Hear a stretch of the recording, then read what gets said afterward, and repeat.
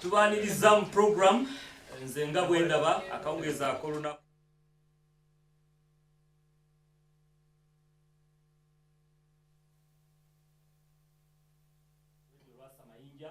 nawe atugoberera ku Dream TV ne Doxa TV n'abatulaba ku mikutu gyaffe gimugatta bantu mwebale kubanga gye muli mutweyunzeeko ne ku kibanja gaggadde ekya www.imc.ug. Tugenda kutambula bwe tuti mpaka essaawa zigenda kubeera 12 ez'akawungeezi ak'olunaku olwaleero. Programu eno nze nga bwe ndaba ekutuusibwako Victory Christian Center mu Ndeeba naye nga oluggi baaluggula nkesi nga gy'oli oyagala okubeera ekitundu mu kuwagira programu eno oluggi luggule, management nzigule oba osobola okulaba nze oba chairman musobola okutuula ku mmeeza n'abatwala station eno ne musobola n'obeera ekitundu bwe tujja wano ne tukwogerako ne tulanga n'ebintu byo obudde tujja bukuwa kubanga abawuliriza ate n'abalaba teweetaaga kubuuza kwebali oba tebaliiko ekyo ekibuuzo. We are past that emyaka gye tumaze nga programu eno weeri yekolera dda ensonga ezo yazikolako ze yasooka okugjawo mu kkubo nti bo abagiraba weebali n'abagiwuliriza ate n'abagigoberera kubeeyigiriza. Bemba nabo wano mu programu eno nze nga bwe ndaba buli omu ayogera nga bw'alaba okusinziira ku ddiini ye oba ku nzikiriza ye kubanga mulimu abamu nga bagamba tetuli bannaddiini abalala nga bagamba tetuli banzikiriza. Kale tubeera wano buli omu n'ayigiriza okusinziira ku ekyo kyamanyi ate era kyakkiriza oba ne kyalabye okusinziira obulamu nga bwe bumuvuze mpaka ku myaka oba oliawo gy'aliko. Mulumba yateredde dda mu studio amakyagonaku olwaleero. Producer abantu bansaba nti abantu bano oluusi babeera boogera ate amanya tebaddamu kugoogera naffe tetugoogera olwakadde kati bwe mba mbanjula ojja kumpa tandike ku side eno eyaddiyo mbanjule bulungi n'ali ku Impact FM yajja kuba awuliriza ali ku Dream TV ne Doxa TV abe nga alaba kati wa Impact FM awuliriza kimukakateko either okugula TV alabe Dream ne Doxa abe nga alaba twanjula asooka gwolaba oyo ye Mulumba Mulumba ku ludda luli olusembeeri era ennyambala eyo giraba Katonda amusizaamu ekitiibwa nga ayambadde bw'atyo ndowooza naye asinzizaawo Katonda. Mulumba musajja mulokole addiriddwa mu makkati ye Semaluulu omulongo waswa Semaluulu yo yabawuubiddeko oyo musajja mu 7 aganidde mwangirikaani abasibuka ebungereza babiri ebisiyaga ne wano Uganda mwami Kazimba Mugalu yagaana okubirya publicly yabyega gundi ntagali yabitandika n'abigaanira ddala anti kati nze njogera aliko gwe mulina oba naye tumukkiririzaamu Dr. Kazimba tugambe yatandika kale okutagalatagale naye nga yakola ebisiyaga yabigaana Semaluulu songa ate aliraaniddwa Sheikh Abdul Zisabusolo Sejjange sinagamba kwogera nze nkwanjula sinagamba kwoyogere oyo yasiramula abafu bwofa ye alina obuyinza okudda ku muzimu gwo kuba agikkiririzaamu n'agusiramula oyo Sheikh Abdul Zisabusolo musiraamu ye yampa n'erinnya erya Huwa Mulanzi entereera wano songa ate ku sayidi eno nga Huwa kanyanjule producer tesobo gwe wakimpe kitiibwe ekyo gomanyi byonaawoza ne Allah ng'ogenzeeyo nze ni Huwa Mulamba nteredde wano ku side eno negatiddwako Sheikh Amani Kyeyune waliwo aŋŋambye nti ng'anyiriridde mu Swaumu ne naku zaabaddemu anyiridde wuuyo yali mu kiddugavu ekyo songa ataliraaniddwa Haji Twaha Lubowa ate lyantama omusokozi wa Allah era ekyo kimuleeta wano tusokoole Allah ono tumutegeere Allah ono yaani kyekimuleeta wano Haji tusanyusa okulaba songa ate ne chairman wa program omulangira Kaaya musajja Museven Side ate chairman waffe wano era njagala muwa mukisa dakiika mwayise obubaka mulina gwe mutalaba ye Sonko Charles kojja w'amaanyi taliiwo wano olw'ensonga chairman zaba ayisaawo ate olundyoke nzije twongereyo program bintu ebirala bitugenda okukola olwaleero n'omusamize mukama yebala abakuume n'abatuusa ku lunaku olwaleero obulamu bukyali mu nnyindo zaffe waliwo okwebaza mbeera etuyisibwamu wano ku Victory Church sponsoringa program eno era twebaza Katonda nti n'administrator waffe tatuyisa bubi.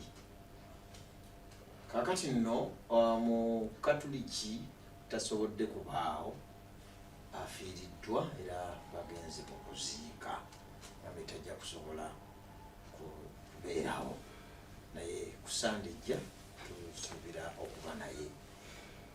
Naye ensonga endala eri gye twayogerako Jjajja Makola ajja kujja naye si leero ku Sande ejja naye ajja okubaawo. Ensonga gye twayogerako ensonga y'entambula ankwadde eringa abaasirikamu naye era tetuukibwangako ekyaliwo mu ddiiro oyinza okulowooza nti oba omukulu alinze kulayira oba alinze ki naye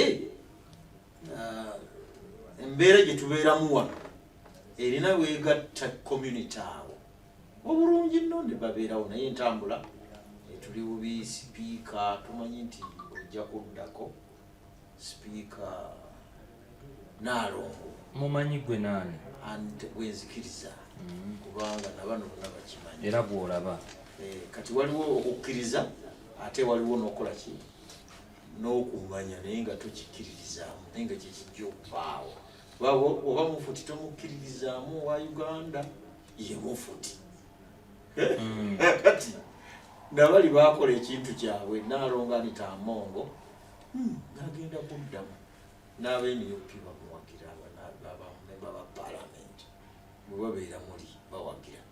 So bw'otutunulamu tekirina buzibu ate abalina amakampuni bwe tutuukirire sala gonna ne bwontuukira nti kampuni yaffe waliwo obugaali obwazze obwa gundi bw'amasannyalaze waliwo amamotoka waliwo egaali tebatuwa leka naawe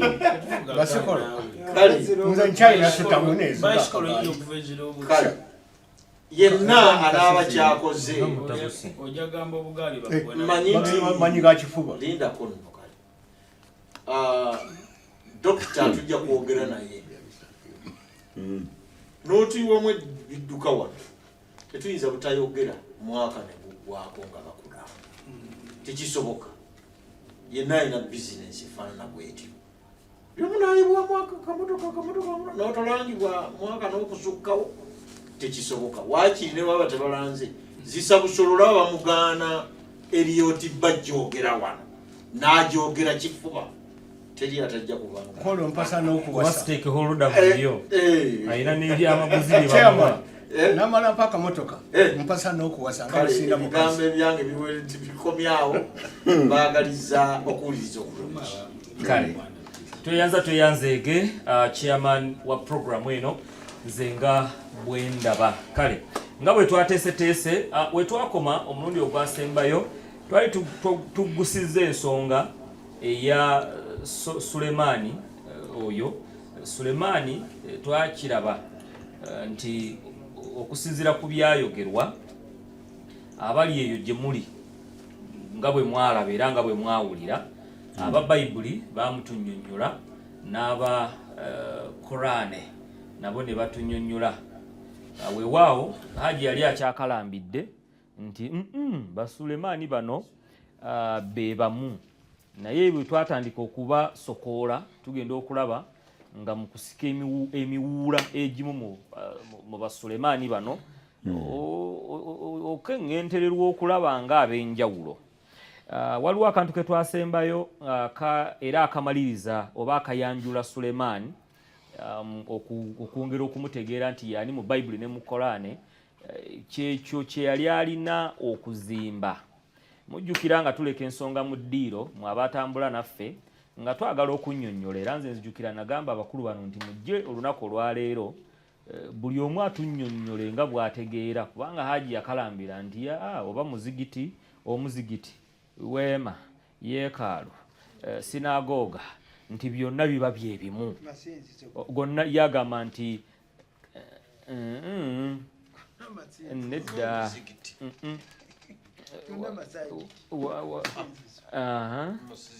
kati twagala kutegeera awo wennyini munkoze bulungi ne tujjukira era awo we twakoma bwe tutyo bwe twali Haji ne bamubuuza kakati tuleete eŋŋoma zaffe mulumba aleete eŋŋoma ze mu muzigiti munazikkiriza kuba balina eŋŋoma ezaabwe ze bakubirayo balina engeri gye batambuzaamu okusinza kwabwe nga bw'ogamba nti gonna masinzizo bagaleete mu muzigiti munakkiriza katwagala kutegeera musomese okusinziira ku mmwe nga bwe mulaba n'ebitabo byammwe ne bye mukkiriza mutwawulire yeekaalu Sebalulunduza ngenda tandika naawe yeekaalu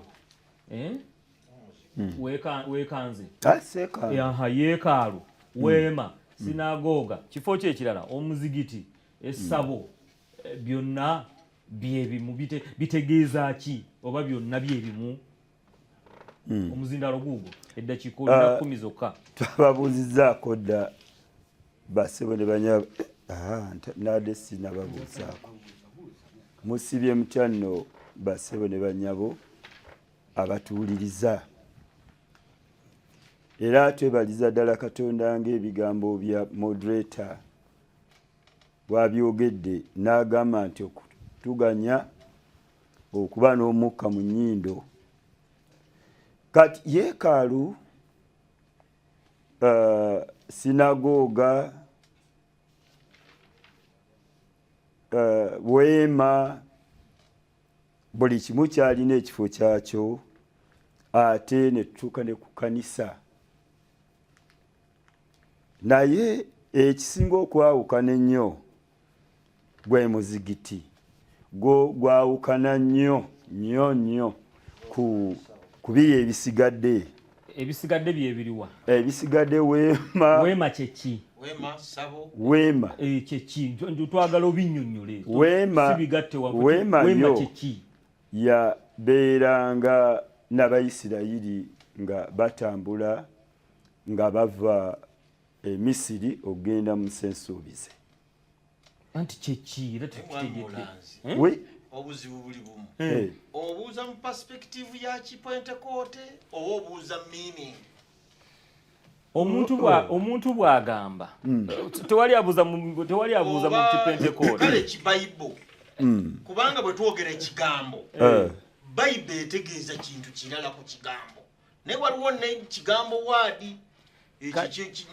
kakati kyemwagala okukola kyekino obuuza tunyonnyolenga enzikiriza oba nga amakulu kakati kambabuuze bwe mujja wanno muba muzze kola ki bulijjo kyemukola muzze kola ki gwe ng'omuseveniside weema n'omuzigiti ne yeekaalu ne sinagoga byebimu bwebanga mu Bayibuli omwo ebiri kati tomuwolereza muleke ye tuwulire gwe mutwe gwe buli omu yaze n'omutwe gwe n'enzikiriza ye neye nga bw'alaba kale kanjogere nga bwe ndaba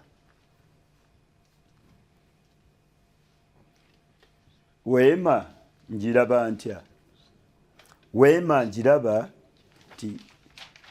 ti lyekuŋŋaaniro Abayisirayiri lye babeerangamu we baakuŋŋaaniranga nga batambula nga emisana Katonda atambula nabo mu mpaji ey'omuliro ekiro mpaji eyo n'eyaka emisana empaji ey'ekire ekiro empaji eyo n'eyaka omuliro eyo ye weema okirabirawa mu mutwe gwo oba wasoma kisome mu byawandiikibwa kati okusinga obyogera tulage we byawandiikibwa mujja kunsaasira kubanga saaliwo sabiti eyise Okay, katulina toyina wanji Bible ya weekend si mpya naye Bible sikulani nti okwata nkwate nga kikwate olina okunoonyereza olina okunoonyereza omuzindalo gwe muliranwawo omala ogira okola revision sebo onadda ng'obudde tubulina zisa busolo. Assalamu alaikum wa rahmatullahi wa barakatuhu. Mwenna abanfuliza omumama azaala babiri ennakato ndira bweru wabawandiise ne ku kitabo mbanne mbatiridde nnyo nga mwalabo honorable okutuukako ekizibu ekyo naye abendira bweru bonna batumidde omukama abeere nammwe. Ekintu kya Sulaimaani Kabaka Sulaimaani ono bannaye gwe twogerako ani amukubuuziza naawe kati olabika ebyokwogera tolina Wema Kidaala wanji Wema Kidaala leero yidi gye mwalidde ng'ewooma wano munnaaka ni Wema bijja luvannyuma nga mu Qur'ani tebinnaba kujja era ffe tukitwalanga Kidaala mukitwala nga Kidaala nga musinziira ku mitwe gyammwe oba ku Qur'ani masjid. Listen, oluzungu olutegera listen. Wema mugitwalanga ekidaala okusinziira ku Qur'ani oba ku mitwe gy'abasiraamu. Nganze bwendaba nganze bwendaba Wema Kidaala. Kati gwe nga bw'olaba waliwo Allah ye bw'alaba endala eyawukana ku yiyo engeri gy'alabamu Wema. Kakati ye Katonda yagamba jjajjaffe ye Wema gy'alaba anti olira jjajjaffe n'amugamba Ibrahim amuzimbire ki ennyumba. Ennyumba eyo gye yamuzimbira era omukulu Haji Lubwa ye yagenda n'akola ki n'agituukako nakubadde ng'ennyumba eyo yajjange yasooka kuzimbibwa mu bisanja oba mu binaakani byaki bya Ntende ye Wema olidde ennyumba eyo eri Makka naye ate eno Bait Muhaddis ennyumba ya Sayyidina Sulaiman gye yazimba ng'amayembe ge galeeta amayinja ag'omuwendo okukka wansi eyo okujja okuzimba ennaka Bait Muhaddis. Okay, kati bw'ogamba nti Wema ogirabanga ekidaala Haji Twaha Lubo agamba Wema yeekaalu omuzigiti nebira nti byonna masinzizo ekitegeeza n'omuzigiti nagwo kidaala masajid yalagirwa era Katonda talagira kuzimba Wema. Katonda alagira kuzimba muzikiti ate era ne Kaaba. Okiridde waliwo Kaaba ne masjid. Sulaiman yazimba ki? Sulaiman Bait Muhaddis yazimba muzikiti omuzikiti ogwo ogugendwamu amakanisa katugambe enzikiriza zonna era neno musajja ewaffe Katonda yamutwala bamita John Bikolwa. John Bikolwa yaŋŋamba natuukira ddala Isirayiri nentuuka ku nnyumba eyo emyasa naye ennyumba eyo twali akkirizibwa kugiyingira ngatto oli mu ngatto era twali akkiriza kugiyingira omukyala ayambadde obupumpulira basooka kugisa mu ngatto omwala ajjidde nga ayambadde obupumpulira bamusibako akaleesu n'aseeka ayingira mu nnyumba olw'amateeka agalimu tibatuuka mu kifo ekitukuvu nga bonna beebiseeko. Ekyo Bikola yakiŋŋambira ddala eyagenda mu Isirayiri n'atuuka ku nnyumba effe gye tuyita Bait Muhaddis. Nabbi Muhammad sallallahu alaihi wasallama bwe yasinziira ogenda era Nabbi Muhammad bw'asaaliza emizimu oba katugambe emyoyo bannabbi bonna baabasaalizaawo baavaayo Nabbi Muhammad n'abakulembera n'aba imaamu awulidde imaamu waabwe yasooka kusaaza naye bonna ne bajja basaala ng'akulembedde naye bajja nfi arwahi mu myoyo gyabwe naye nga bali mabega wa Nabbi Muhammad sallallahu alaihi wasallam. Eyo nno erimu yaziba omaze Sheikh Aman zindalo kuli wuwo okutwawulira ebintu bino kuba Haji Twaha ye yatandika gwe njagala osembyayo we yaleeta ensonga ye wano ye akalambidde yakalambira simanyi wayi munaasomesa anakyuka era nti bino byonna ennyumba gye bagamba Sulemaani azimbe etegeeza bino byonna nti masinzizo omuli Weema yeekaalu omuzigiti sinagoga nti byonna byebimu. المحمود هو الله جل جلاله الذي فضلنا بين كل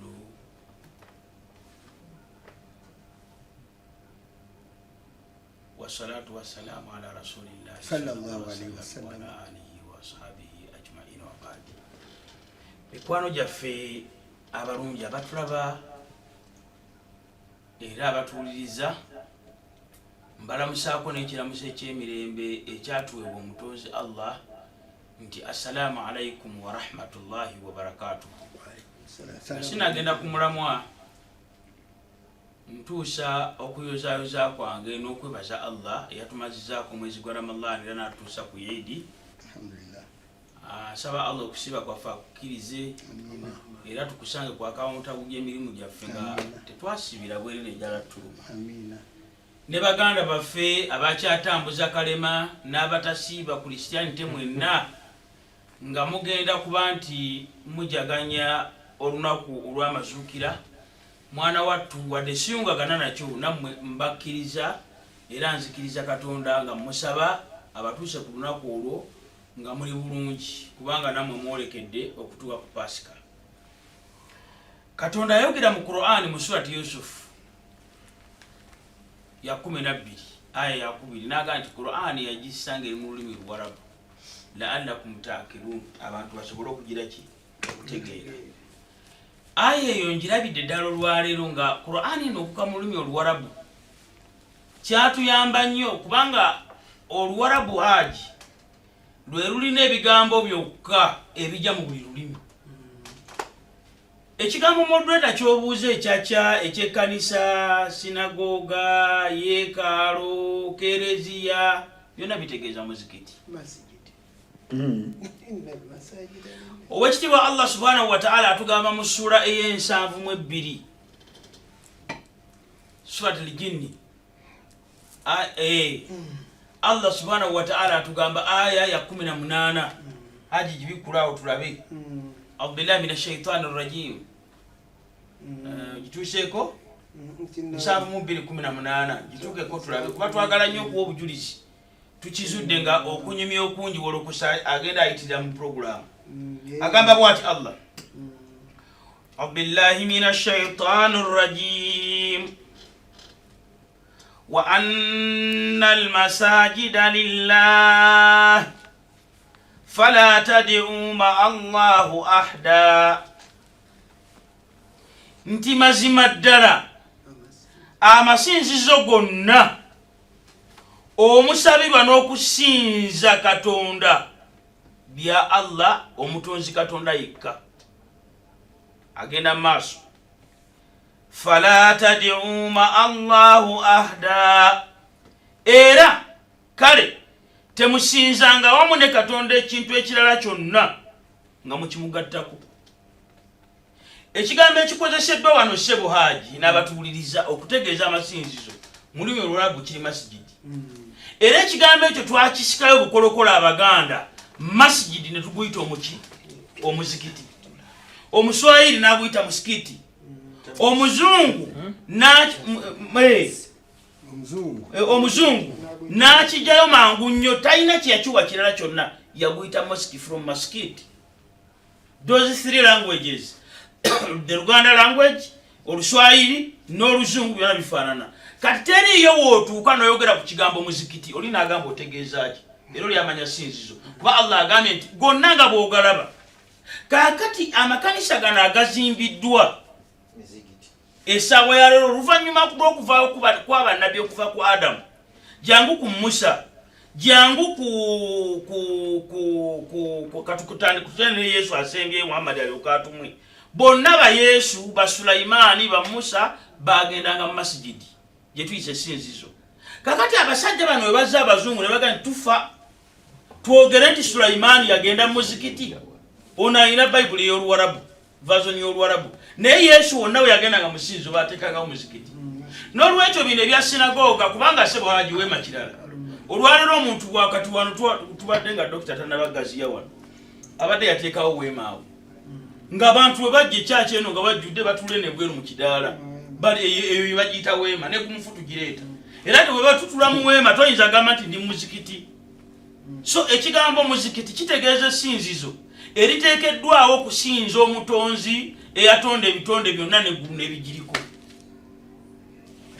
N'olwokuba nti abaganda wano batusanga eddiini yagenda okulipootinga wano mu Uganda yasanga abaganda bamanyi Katonda naye nga tebamanyi Katonda ono ali mu biwandiiko. Era omuganda yateekawo omuzikiti ekifo ekyo mwali musinzibwa Qur'ani eryoke gye baguyita omuzikiti ekifo ekyo n'aliyita essinzizo nga n'okusinzibwa kusukkamu liyitibwa essabiro. Essabiro mwe basinzizaani Katonda. N'olwekyo sinagogo Olulatini ludikya owulidde kyaki luzungu kuba ne kereziya ate tekitegeeza kyaki. Kereziya kitegeeza ecclesiastis ekindi ekibuna ensi yonna. No, ecclesiastis abeera mubuulizi. Katolikas kitegeeza ekibuna kyonna. So kakati moderator ajagala okutegeeza n'abatuwuliriza ekigambo sinagoga, ekigambo church, ekigambo weema, ebigambo ebyo byonna bitegeeza ekintu kimu sinzizo. Katugenda ku kino kye mbadde mugamba yeka. Bwe tusoma mu sura ya 17 aya esooka gibikule. Esura ya 17 aya esooka twagala tule 17 ate Mr. Mulanzo nsanyusizza nnyo kuba bwe nanga ng'otunula bikule y'oluzungu olabe ey'oluzungu Mulanzo bikula ya luzungu. Billahi minash shaitani rajim. Allah agamba subhanalladhi asra bi'abdihi laylan min masjidil harami ila masjidil aqsa alladhi barakna hawlahu linuriyah min ayatina innahu huwas sami'un basir. Agamba atya ayawulwa oyo Allah ow'ekitiibwa Katonda eyatwala omuddu we Nabbi Muhammad mu kiro okuva ku muzikiti ogw'emizizo ogw'e Makka. Sikia vizuri, okulaga ku muzikiti ogukomekererayo okuba ogwewala ogw'e Jerusalemi al-Aqsa oba Baitul Muqaddas oba Beselekemu ogwo gwazimbibwa Nabbi ani Sulaimani alayhi salam. Kyovula basebo moderator wano mu Uganda waliwo omusumba omusijja kumwogera linnya kubanga yeye tewaliwo omulala. Yagenda n'asolooza mu ndiga ssente okubatwala Isirayiri balambule. Abalokole bw'abatwalayo bagenda okutuuka abantu nga batoola salamu basala swala mu muzikiti wano ne bamubuuza musumba ate batututte ku muzikiti gw'abasiraamu naga nti atuyitirako wano buyitizi. Wallahi nkulayirira Mungu abalokole bava e Yerusalemu ng'omusumba bamunyigidde ekanisa kate esigala enkalu ne bamubuuza ekyaki era bamubasiramuka ne bamubuuza ekyaki yaffe y'abalokole ye Sulaimani gye yazimba eriruddawo mu Isirayiri nga gyeri. N'olwekyo mwe kyemuyita sinagoga gye muyita ekyaki ya Sulaiman ebiwandiiko bibino bitugambye muzikiti okujjawo nga wanaabawo muzira kisa ebweru wa puroguramu ayinza n'okuba omusumba omukukunavu mu ggwanga nga nti alayini yino mu Bayibuli awo Sulaiman e Yerusalemu n'azimbayo kyaki era pasita waayo ye gundi omumanyi gwe omusumba w'ebusoga wakyamani omuzindalo webale nnyo so kati eno kyaki wakyamani omuzindalo owulikise kereziya wakyamani omuzindalo ebyo byonna bitegeeza sinzizo omusinzibwa Katonda nga ye masjidi gwe muzikiti. Chairman mwadu omuzindalo obuyinza bwesi bumutowa neyanzeke ebigambo ebibuuziddwa biwerako era tujja biddamu obuyinza bwa Katonda. Ekisooka olulimi lututawaanya olulimi language ate ng'ebintu byonna bye twogerako biri foreign mu nnimi nga zikula okukula kw'olulimi mubeeramu bye bayita foreign words ebigambo ebigwira nga tonneewaanira mu lulimi olumu ebayo ebigambo ebimu ebigwira nga onagaye nti Yerusaalemi baatoola salaamu teyali salaamu ng'eno gyotoola naye kyayitwa shalom gyekiva nekiyingira shalom yawulira salaamu naye nga kiva eri mu Bayisirayiri Abawarabu olw'okubanga olulimi era lukwatagana ne balutwala ne bakibba si kukibba ne bakikozesa ennimi kati bw'ogamba koppa kirala naye kyenjagala okutegeeza waliwo omwana ow'okusuubiza n'omwana eyava ku lusozi Sinaayi ekyo twakirabako mu Galatiya abaana babiri abo bonna nga ba Ibulayimu omu wa kisuubizo era wa muddu era muddu paka kati n'omulala nga mwana paka kati endagaano bbiri ziva mwani kati Ibulayimu oyo omu toyinza kugamba nti olulimi luyinza okwawuka naye abazaaliddwa abaana mwe muli okwawuka omu azaala buli gwazaala abeera muddu omulala asigala mwana wa Katonda oli nasigala mwana muddu wa Katonda era nakakati wano tubalina era wosanga gweki tanze ndi mwana wa Katonda kyalala tekisoboka tuli baddu ba Katonda baddu ala nefera tuvaawa Ibrahim kati ekyo kati siwanjawulo waliwo ebigambo byebagambye weema weema mu lulimi olwangu omukulu ono nga bwagambye lwe lulimi kutegeeza Sheeka Amani yagambye kidaala era meaning teyina buzibu eyo ne bwe twagambye nti tusukkako nga bwe tukkiriza weema kyategeeza presence ya Katonda nga waali si buli kidaala nti si buli kidaala era mu weema eyo baagiranga eweema ey'okusisinkaniraangamu mwabeerangamu ekifo ekitukuvu n'ekisinga obutukuvu n'awatukuvu ennyo ati ono atandise okuŋŋamba nti oli mutuufu presence ya Katonda wabeera eyitibwa weema nga anyeenya omutwe kyekyo Sulaimaani kye yazimba lindako simanyi kyekyo kye yazimba anti byonna byebimu Sulaimaani kye yazimba era bwe tusanga mu kuva essuula 4 ojja kusoma paka olwana mu 3:8 etulaga ekyo nga yali temporary building temporary building eyo ng'emuvinga yakolanga mu kiseera abaana ba Isirayiri nga batambula Katonda yajjanga n'atabagana nabo neyitibwa yabatabagananga nabo wa muweema ey'okusisinkaniranga era yali temporary ya kiseera kakati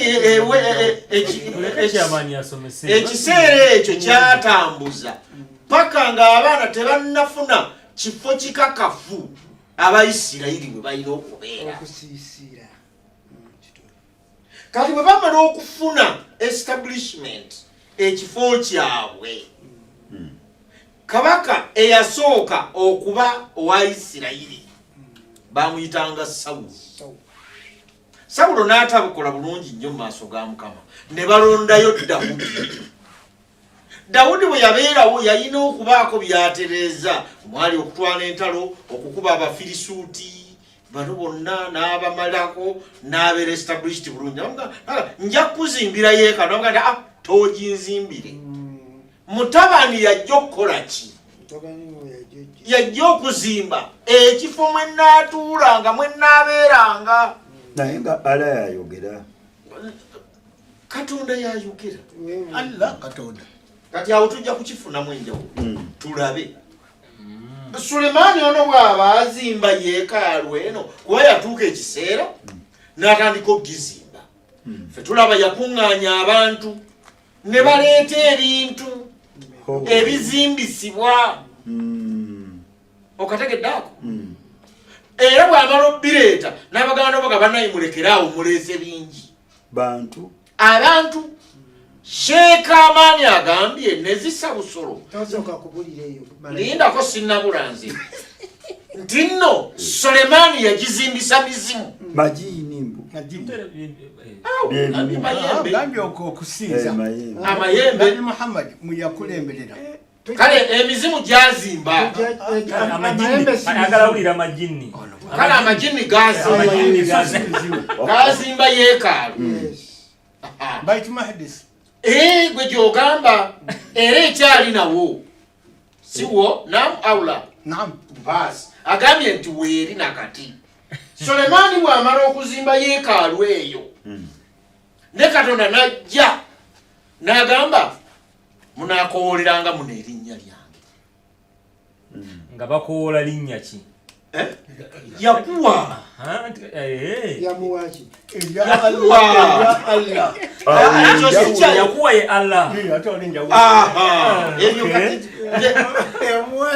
Nze nkubuulidde Katonda yali ku yakuwa yakulala ki? Baba Allah. Yakulala ki? Byalusaago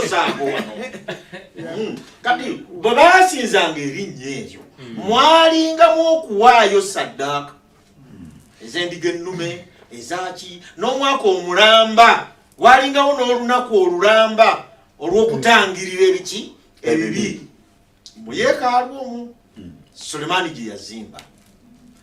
Ekiseera kyatuuka Sulemani ng'amaze okufa eyeekaalu abaagizimba baali n'emiti byonna biri bantu. Eno mu Bayibuli bw'amala okugizimba ne wayita emyaka egyawera. Mu kiseera ekyo waaliwo kabaka eyaliwo Yekoyakimu. Nebukadduneeza n'ajja n'alwana naye n'amuwamba. Nebukadduneeza n'awamba Yekoyakimu n'amutwala paka wa Babulooni. Ne balyoka bakuba yeekaalu eyo. Ani yagizimba? Solomoni gye yazimba. N'abantu ne bagikuba. Ey'amajini batugambye ekyali nawo. Ekyaliwo. Ono ffe mu Bayibuli egamba ne bagikuba n'obutofaali obwalimu gold ne babumentula okugimalawo. Eya Sulemani neggwaawo. Abantu gye baazimba. Ey'amajini yekyaliwo. Ey'amajini yasigalawo era ekyaliwo nakati. Bwemaliriza wayita emyaka 7 bw'osoma Nekemeya osanga nga balagira Nekemeya okuddayo okuzimba yeekaalu empya. Kugambye ekitabo kya Nekemeya. Nzinsoma. Kwatirakawo katono mulala. Tugamba Muhammad waliwo. Tugenda otandikira. Atugoberera mutukkirize tumulemu katono nnyo saa ziri 11 ez'akawungeezi ak'olunaku olwaleero tukyali mu kutegeera teweerabira nti kino kigenda tuyamba okwawula oba Basulemaani be bamu banayogerwako mu Korane ne mu Bayibuli kuba tulina tugenda binyonnyokeraawo nga tunnyonnyoka Sulemaani yazimba ki? Yazimba muzigiti, yazimba yeekaalu, yazimba ki? Katudde tovaawo. Ya Dr. Shibali ojja kubisangawo byombi. Mwami moderator. Waliwo sinagoga. Nze sizze kaya. Sinagoga teteriiwo. Nze teriiwo sinagoga. Anti lindako. Ama basomesezaawo bantu. Kati gwe Amani sibika amalirizo. sinagoga ezisinzizo. Nze kambuuze bw'entinga. Sinagoga sinzizo. Sinagoga sinzizo. Babagyeko ne kumpe. Kati ekibuuzo kyange. Sinagoga document. Ekibuuzo kyange mbuuza. bwe kibanga kanisa tewali yakugyeko naawe oli kumpewo kumpewo naawe tulekeemu bwe bagamba ebyamaani yabikolako wano omuntu abantu balituwuliriza moderator yatufuga kati ekibuuzo bwe kibanga ekkanisa n'eyeekaalu muzigiti njagala kumanya abagenda okusaala mu muzigiti baaziina tebaziina abagenda okusaala baziina sebo kati kanisa ki eyaziina ezomubindi zonna zazi bonna baziinira ku mulembe gwa naisa babayaziina nga bagamba batya mujeyo okusaala wano kyemwaziina kitegeeza ku mujeeri okusaala mujeyo okusinza ate balite bagamba mujeeri okusaala ayalasola kitegeeza kujja kusinza kyekitegeeza mujere ebyokulokoka so moderators nejjeeko Sebalulu revision omukoze olina kyoyongerako ba tewali nga ngenda mu masimu producer ategekera ku masimu sobeno kati ogamba ki Sebalulu kati sebo mulumba njagala okitegeere nti essinzizo eryo balita serogatika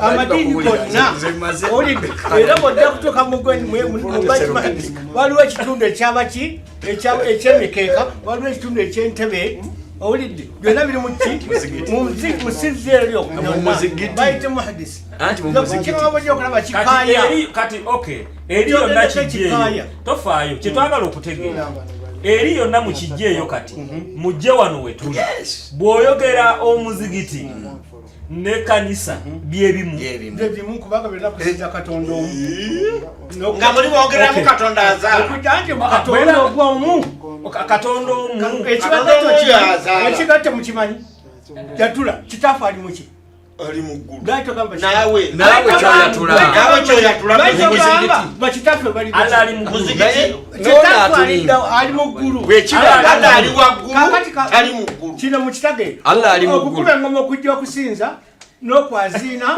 byonna bikola ki kati ekibuuzo zisa busolo tunula eno zisa busolo waliwo wano kanisa etunula mu Kaaba bweba tetudde mu Kaaba sinzizo kati osobola okusaala nga tunudde mu Kaaba ez'omulembe guno bazizimba zitunudde mu Kaaba osobola okusaaza nga totunudde mu Kaaba neyawano yenyini etunudde mu Kaaba kati Sebalulu era yali atunudde eno netumugamba sebo tunuze ani yali atunudde Dr. Serwadda mmwe ne mumugamba nakyusa tolaba kati ategekerayo ku basimu Sebalulu nze kyensaba nkomekereze wakati w'emizigiti n'eyeekaalu kiri mube ebyomu mirembe essula 7:14 awagamba nti abantu bange batumiddwa erinnya lyange bwe baneetoowazanga ne basaba ne banoonya amaaso gange ne bakyuka okuleka amakubo gaabwe amabi kale naawuliranga nga nsinziira mu ggulu n'ensonyiwa okwonoona kwabwe n'emponya ensi yaabwe kale amaaso gange ganaazibukanga n'amatu gange ganaawuliranga okusaba okunaasabirwanga mu kifo kino kati ekyenjawulo kye tulaba mu mizigiti kubanga owulidde bonna bagambye nti emizigiti gyo gitunula wa mu Kaaba naye Yesu Kristo atulagira kutunula mu ggulu kyekyenjawulo ekiriwo abatunula mu Kaaba nekyaki zitunula mu ggulu zitula mu ggulu yeekaalu nkugambye yeekaalu n'ekkanisa twawula yeekaalu ku kkanisa otyo yawula oba oyawula naye kati agambye abantu bange abatumiddwa erinnya lyange abantu b'omu kkanisa tebatumiddwa linnya lya Allah nga basiraamu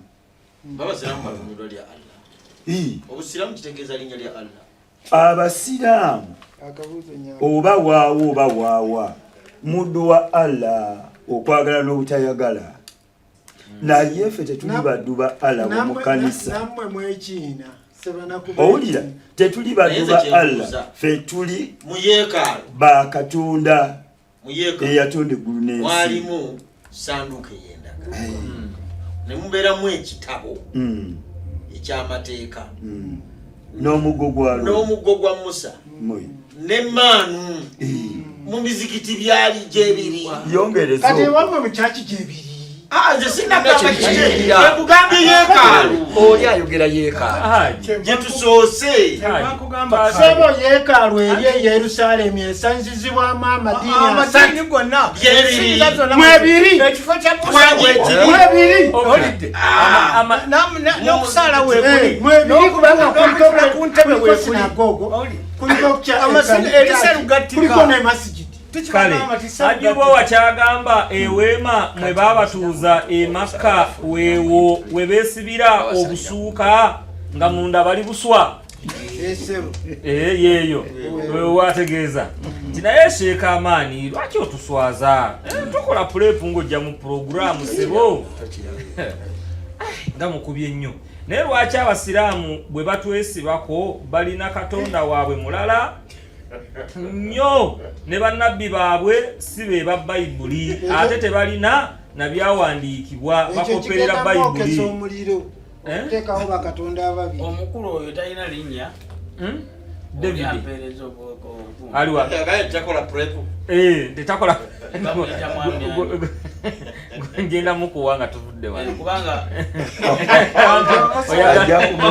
alina bwa mulumba kale producer mulumba yatabadde na pulepu ate yeetegeka naye ayawula kuba nabanjudde mwena sikuuli nembalaga togamba abuzabuziddwa nti mulumba mulala n'amaani mulala David awubiddwa Sheikh Amaani tasomesa bya pastor David yabuziza ekisembyeyo tomuwayiriza si yakugambye nti nooswaza kugambye ngenda mukugamba omukolo otyo mwambalire Haji nga batuwa amasimu ogambye nti omuzikiti yegundi kati abasimu babanga mwe basaalira bwe mutuuka okusaala entebe muzifulumyamu oba musaalira ku ntebe Yesu yasalira yayawulwamu serugattika abatudde ku ntebe bali mu nyumba abavuunama bali mu nyumba abaleekaana bakuba bidongo naye terikuba bidongo ebyo temwali mukuba temwali abalokole byali muki abalokole tebaaba wakafu nze nga bwe ndaba abalokole tebalinamu kafu musirikeeko nze nga bwe ndaba oli live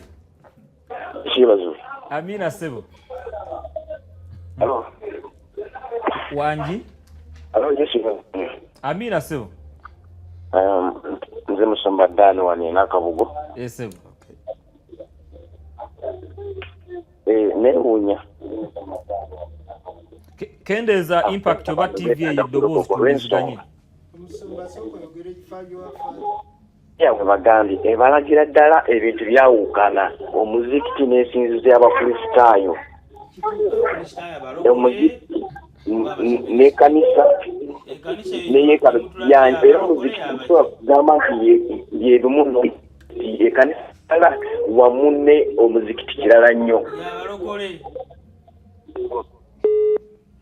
Okay.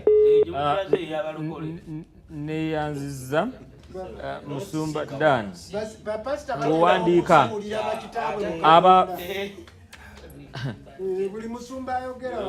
Abafirisuuti, Abayudaaya, Abaloma n'Abawalabu baawula amasinzizo era bagayita batya? Ono ndowooza nti Abafirisuuti, Abayudaaya, Abaloma n'Abawalabu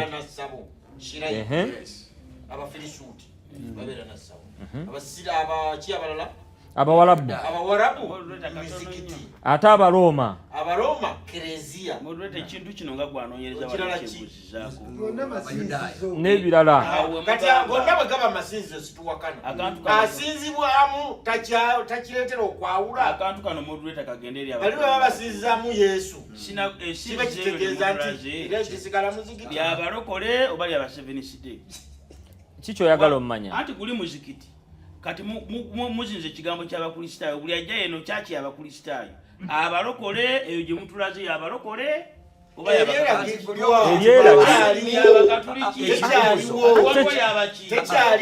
ati mbuuza ate oli yakusomesezza toyomba tewali tovola abakristaayo bannamu bakyabakubayomakanisa tewali kwegamba eri teriyo okuleka omuzikiti tekiriyo n'omuzikiti ogulabye tekiriyo togulabye amaanyi oyagala musumba bifune byakaya na bukaya okay sirikako akubye essimu tukwegayiridde nnyo toddayo kutulangira titubeesibako oli tannakuba simu eyebadde message wano leka kuwayiriza kale sooka olindeko katonda y'omu okay producer mampa oyo kale tusirikeko tuwulize ku batugoberera ebyo bogamba obweddamu ogera nabo kaboogere lwasa mayinja sebo mwebale kuweereza kale sebo eno twiga newankubadde abakulu bayomberamu bannaye abasiraamu kababuulire kino mulokoke ekkubo lyokka n'obulamu teri walala mpa omulala producer zisabusolo obadde ki nzeeyi wakazi lwasa mayinja lwasa mayinja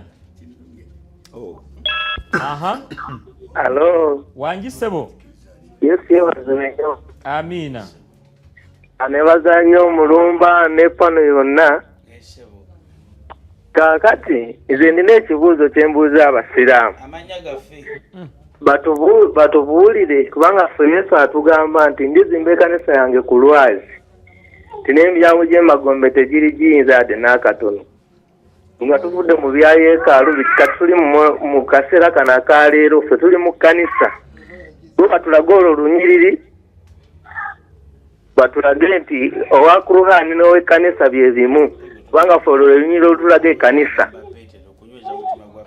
bayi ekibuzo mukiwulidde yagamba ekyo nakyo kiyinza okunyonyolwa mu lwakyo yali agamba ki yali agamba kunyweza mutima gwa Petero gwe bw'ogamba so si kanisa kati okay gwe bw'olaba ng'asoma yagizibe yabalokole gwe bw'olaba ng'asoma bayibuli ng'oli musiraamu oba bw'olaba nga nze nagenda n'ensoma bayibuli kati lulisangibwawo bw'oba wagisoma lusangibwawo olwo lunyiriri anti wasoma bayibuli lutuwe lusangibwawa yamusanga bwati olunyiriri lusangibwawa langa owulidde njagala mugende empola haji tonoonya gugo haji tokebera gugo haji tokebera gugo oyagala muyambira ku gugo esimu gibikkeko ono tomutaasa leero lusangibwawo olwo olunyiriri ati gwe wasoma bayibuli ffe tetwasoma gwe wagisoma teyagikwata naye yagisoma omutaasizza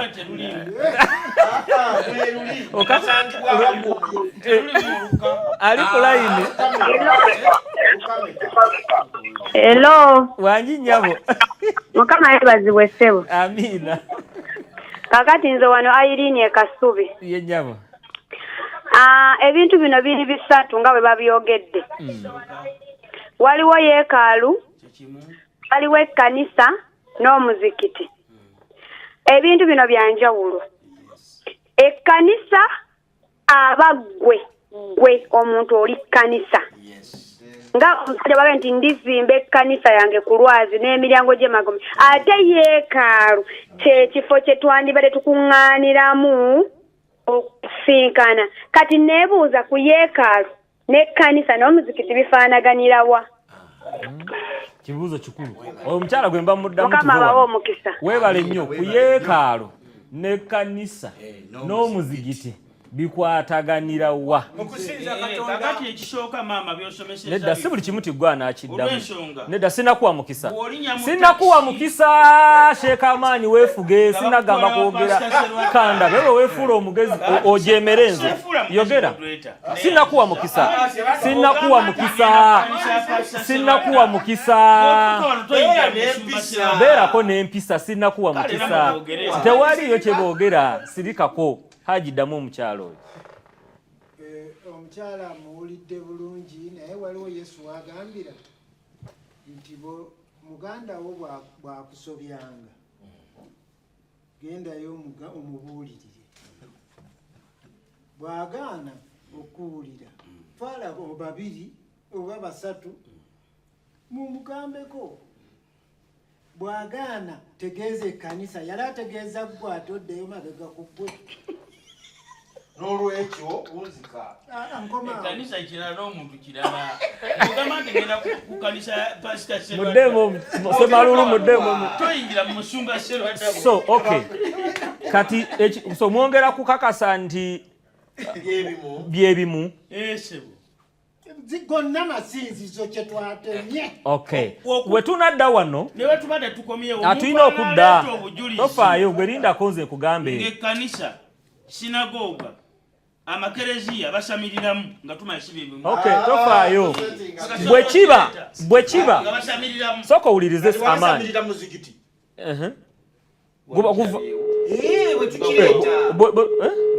ati gwe nawe kireete tubiraba mu kkanisa okay producer olina kwompadde mpaayo babiri bokanve wano akantu kanakwoka nkalina sika muzikiti Hello. wangi sebo sibwe Hello. nkuwulira sebo Muri mutya? tuli bulungi Ndi Kisolo wa Mr. Goodson. Naye mbadde njagala kubuuza simanyi Luganda nnyo naye njagala kubuuza nti obulokole kye kiki? Kimanyisa nti omulokole asobola kuba omuislamu asobola kuba omukatolike koma ku kibuuzo wekisolo koma ku kibuuzo kale sewo koma ku kibuuzo bajja kukiddamu ekyo tugenda kitereka saagala mu kijabule njabawo obudde mpaayo omu yeka producer wekisolo mwina omuddamu ku sande gyawe tuddira wano okulokoka kyeki babuuzizza pano yonna baba bayita ku muzigiti babayita kugenda kulokoka wali aliyo katono wangi moderator nkulamusiza mukama yebaziwe amina sebo esibye gatata ndi bulungi awo napoto talemwa Wilbert njagala kutegeeza abakulu abali mu studio abawakana nti siffe ekkanisa bakolinsi ekisooka essula kitonyirwa ya 16 kati ojjawo ekya Yesu oteekewo ekya Pawulo bakolinsi ekisooka kitonyirwa 16 ekasiza ddala nti ekkanisa kati oyo agamba nti ekkanisa kirala n'omuntu kirala alimba omuntu yekkanisa okay mwami ono ala tofaayo nkutegedde bulungi aposo webale nnyo ekkanisa yange eri busaabala nze kennyini nyinize musumba waayo kale teyanza producer obadde ki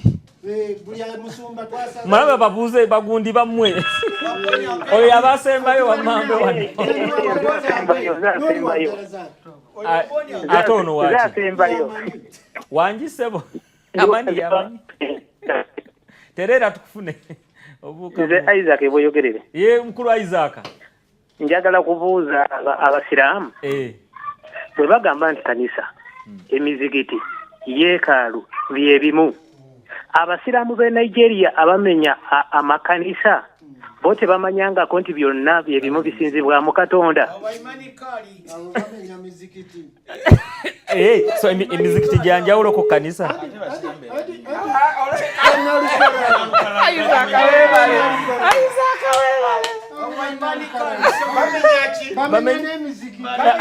si bamenya ne ogambe bamenya kanisa agambe bamenya kanisa okay abatugoberera akadde kaweddeyo naye wetugenda okuddira wano aya haji gye yaleese erimu akantu kenjagala tutandikireko tukkiriziganye basajja baddange wano eyogedde nti omwogererwa erinnya lya Katonda katwagala kubuuza linnya ki erya Katonda eryogererwa mu masinzizo ago tujja tandikiraawo ofaayo